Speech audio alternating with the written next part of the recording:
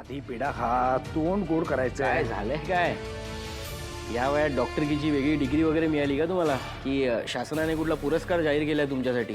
नाही पण तसं असतं तर MNN वर न्यूज आलीच असती ना. तसंही तुम्हाला MNNनेच मोठं केलंय आजपर्यंत.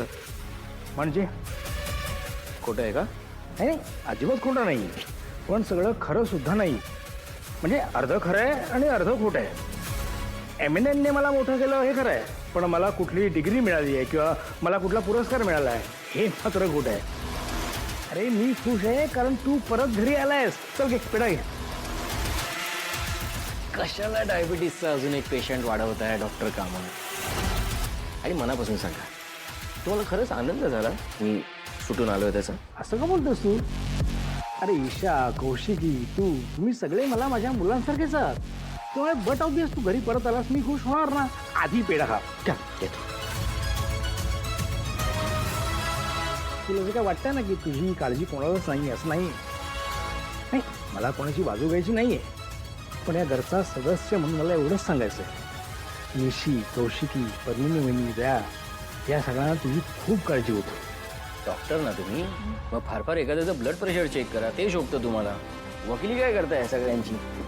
युवराज, अरे प्लीज तू गैरसमज करून घेऊ नकोस. या दिवसात सगळ्यांची जी काय मानसिक अवस्था झाली होती ना, ती मी स्वतः बघितली आहे. तुझं जेलमध्ये जाणं कोणालाही आवडलं नव्हतं. मला तुला फक्त एकच सांगायचं आहे, बघ युवराज, तू आता मोठा झालायस. घरच्यांची फक्त काळजी करायची नसते, तर त्यांचा आधार व्हायचं असतं. या गुलाबसारख्या माणसांची नुसती ओळख ठेवणं, त्यामुळे आपल्या प्रतिष्ठेला तडा जाऊ शकतो. या माणसांपासून लांब राहा प्लीज. जरा बी रिस्पॉन्सिबल, जरा जबाबदारीने वाग. जबाबदारी, वाह क्या बात. हे जबाबदारीचं बोलताना मला एवढं आवडतं. फक्त तुम्ही चुकीच्या रूममध्ये येऊन बोलता, चुकीच्या माणसांसमोर बोलता. त्या तारिणीला सांगा, आज तिच्यामुळे मी जेलमध्ये गेलो होतो. अजिबात नाही, हे तुला वाटतंय. तू जेलमध्ये गेलास कारण तुझी गुलाबशी ओळख होती, हे एकमेव कारण होतं. आणि या सगळ्या गोष्टीमध्ये तुझी कुठलीही इन्व्हॉल्वमेंट नव्हती, म्हणून तुझी सुटका आली, हे एकमेव कारण होतं. युवराज बाळा, ही माणसं चांगली नसतात रे. तुम्ही ओळखता त्या माणसांना? आता ओळखायला कशाला पाहिजे? आजूबाजूला काय घडतं आपण ऐकतो ना. आता हा जो कोण गुलाब, तू मेला, तुला काय वाटतं?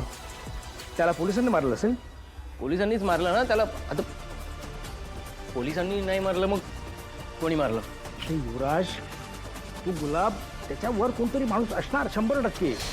ती माणसं तुझ्या मागे लागली, त्यांनी तुला काही केलं तर? हो ऐका ना, 2 पेढे त्यातले तुम्ही का? आपण जरा चांगलं बोला ना, काहीतरी गोड बोला ना प्लीज. माझ्या मागे का कोण लागेल?